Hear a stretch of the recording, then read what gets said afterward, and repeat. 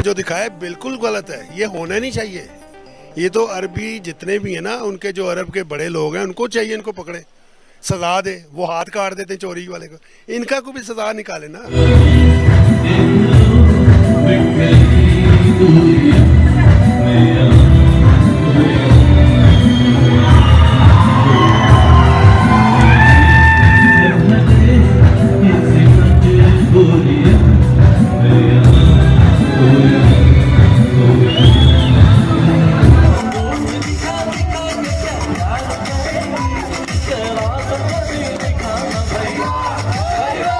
बात है कि शेख किस तरफ चल पड़े हैं। शेख की अगर मैं बात करूं तो पाकिस्तान को पीछे छोड़कर हिंदुस्तान को वो क्यों प्रायोरिटी दे रहे हैं?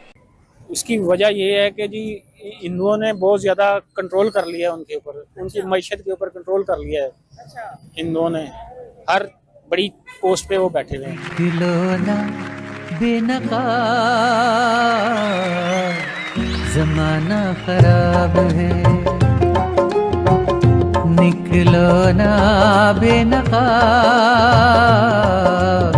ज़माना खराब है। और नरेंद्र मोदी की सारी प्लानिंग है।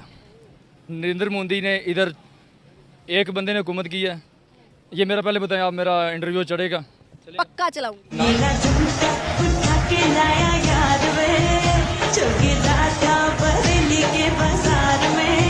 ला हौला वला कुव्वत इल्ला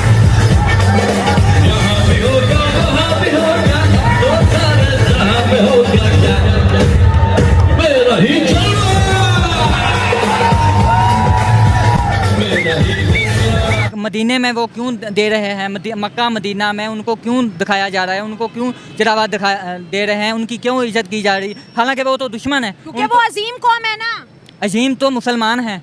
ला इलाहा इल्लल्लाह मोहम्मद रसूलुल्लाह, इस्लाम अफजल है। अफजल है कि नहीं है? इस्लाम में जब कहा गया कि काफिर के साथ मुस्लिम का कोई जोड़ ही नहीं है तो वी शुड क्विट इट। जय हिंद दोस्तों। तो जैसा कि आपने वीडियो में देखा कि शेख इंडियन बॉलीवुड गानों पर गाने भी गा रहे हैं और डांस भी कर रहे हैं, तो ये चीज़ें पाकिस्तानियों को नागवारा गुजर रही कि ये बर्दाश्त कैसे किया जा रहा है, सज़ा मिलनी चाहिए वगैरह वगैरह, और ये तो भटक चुके हैं वगैरह वगैरह, ऐसी बातें ये लोग कर रहे हैं कि किस तरफ जा रहे हैं, वहाँ पर हिंदुओं का प्रभाव ज़्यादा हो गया है, ये वो मतलब जो पाकिस्तानी बोल सकते हैं वो सब ये बातें बोल रहे हैं। यहाँ पर देखिए, यहाँ पर एक एग्जांपल के लिए मैं आपसे कहूँगा, ये लोग कह भी रहे हैं कि वहाँ पर मक्का मदीना में वो स्मृति ईरानी क्या कर रही थी, उन्हें कैसे जाने दिया वगैरह वगैरह, हर तरह की बातें कर रहे हैं।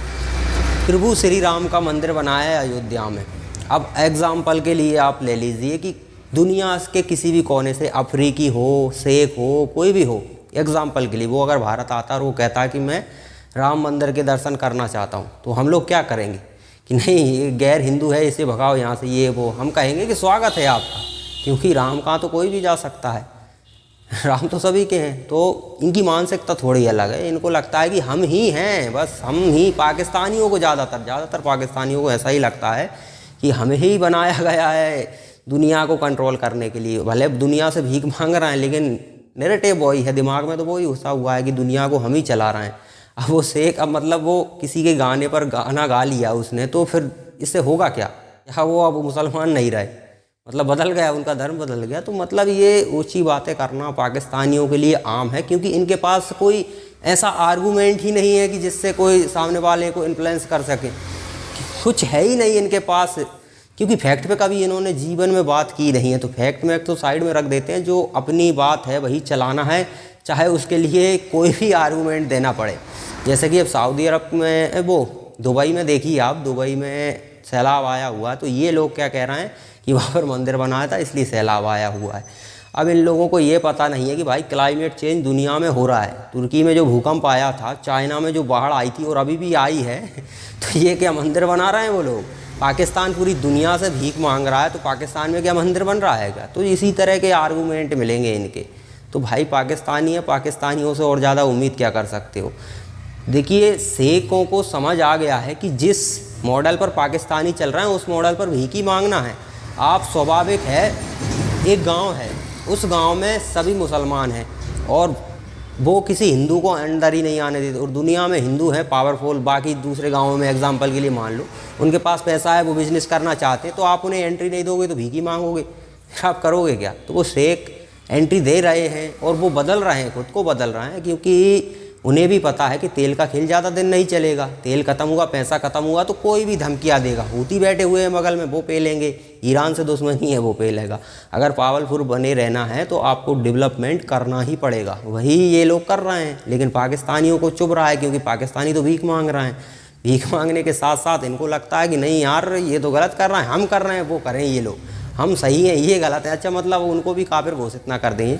हालांकि इनके घोषित करने से कुछ नहीं होता, उनके ही टुकड़ों पर आज तक पलते आए हैं। तो चलिए, पाकिस्तान का मीडिया इस मामले में, पाकिस्तान के लोग क्या कहते हैं, उनका आर्गूमेंट जो है कि भाई उन्होंने ये गलत किया है, इन्हें तो सज़ा मिलनी चाहिए। जो टॉप के लीडर हैं वो क्या कर रहे हैं, अरे वही इजाज़त दे रहे हैं, वही बदलना चाह रहे हैं। अभी एकदम से कोई नहीं बदल सकता, लेकिन धीरे धीरे बदल रहे हैं, क्योंकि उनको पता है कि मॉडर्नाइज होना ज़रूरी है।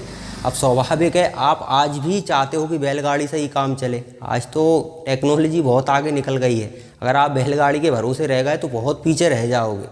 आज ज़माना बुलेट ट्रेन का है, ठीक है, टेक्नोलॉजी का। अब आप देखिए कि इंडिया में अब खेती हो रही है तो उसमें मास लेवल पर ड्रोन का इस्तेमाल किया जाने लगा है। किसी ने सोचा था कि ड्रोन का इस्तेमाल कभी होगा, लेकिन पाकिस्तान आज ही वही काम कर रहा है जो बहुत साल पहले कर रहा था, क्योंकि डेवलपमेंट के बारे में ये लोग जानना भी नहीं चाहते और ये डेवलपमेंट से इन्हें कोई मतलब भी नहीं है। तो चलिए, पाकिस्तान की पब्लिक क्या कहती है इस मामले में, इस वीडियो को देखने के बाद। ये बशारतें हैं, पाक नबी सल्लल्लाहु अलैहि वसल्लम की बशारतें हैं ये जो हो रही हैं, और अनकरीब आपको और बड़े बड़ी चीज़ें नज़र आएंगी। मंदिर तो बहुत छोटी बात करें ना, वो पाक नबी पाक सल्लल्लाहु अलैहि वसल्लम ने जो जो फरमाया ना, वो दुनिया पे नज़र आना शुरू हो गया कि घर घर डांस होगा, मुजरे होंगे। अब मुसलमान हो गए, हमारे घर घर में क्या हो रहा है, हर औरत ने तो नई स्टिक।